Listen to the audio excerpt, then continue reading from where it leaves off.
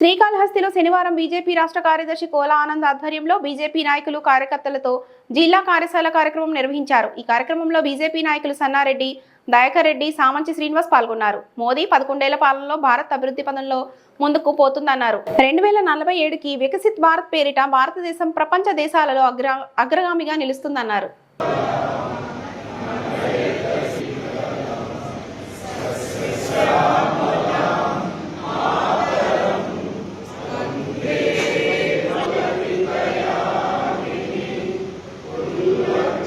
సంకల్ప యాత్ర ద్వారా మరి ఎన్ని రకాలైనటువంటి సంక్షేమ పథకాలు ప్రజలకు, పేద ప్రజలకు అందరూ కూడా చేరుతున్నాయన్నటువంటిది ఆ రోజు మన ప్రభుత్వం, కేంద్ర ప్రభుత్వము నరేంద్ర మోడీ గారు మంచి ప్యాంప్లెట్ తయారు చేసి, అదే రకంగా బుక్కులు కూడా, క్యాలెండర్లు కూడా అన్ని కూడా ప్రతి ఒక్కరికి చేరే విధంగా, అంటే గ్రామానికి చేరే విధంగా ప్రతి ఒక్క వ్యక్తికి చేరి దాని ఇన్ని పథకాలు ఈ రోజు దేశంలో నరేంద్ర మోడీ గారు ప్రవేశపెట్టారు।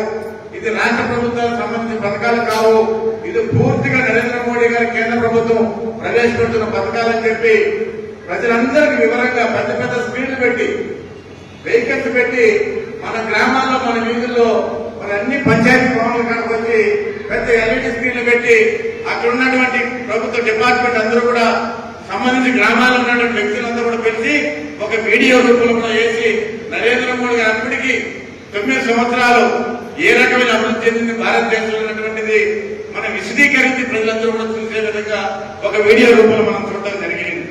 కార్యక్రమాన్ని నిర్వహించారు। మనం మీరందరూ కూడా మే 5వ తారీఖు ప్రపంచ పర్యావరణ దినోత్సవాన్ని పురస్కరించుకుని ప్రతి వ్యక్తి చెట్లు నాటాలను, మొక్కలు నాటాలనేటువంటి సంకల్పాన్ని తీసుకోవడం జరిగింది। ఎందుకంటే దయాకర్ గారు చెప్పినట్లు ఇప్పటికే కలుషితమైనటువంటి తాగునీరు కారణంగా ప్రతి ఒక్కరు కూడా డబ్బులు పెట్టి నీరు తాగేటువంటి పరిస్థితిని మనం గమనిస్తున్నాం। గతంలో ఒక 15-20 సంవత్సరాల క్రితం ఆ రకమైనటువంటి పరిస్థితి లేదు।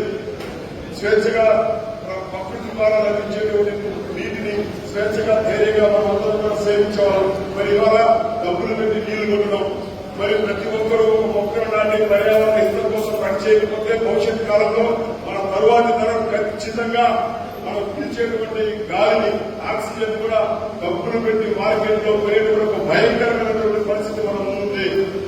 దానికి విరుగుడుగా ప్రధానమంత్రి గారు ప్రతి ఒక్కరూ ఒక మొక్క నాటాలి, అమ్మ పేరుతోటి ఒక మొక్క నాటాలి, మన పర్యావరణ చుట్టూ నాటడం కాదు, నాటి ఫోటో తీసుకుని అప్లోడ్ చేయడం కాదు, మనం నాటినటువంటి మొక్క చెట్టుగా ఎలా ఎదుగుతుందని బాధ్యత కూడా మనం అందరూ తీసుకోవాలి।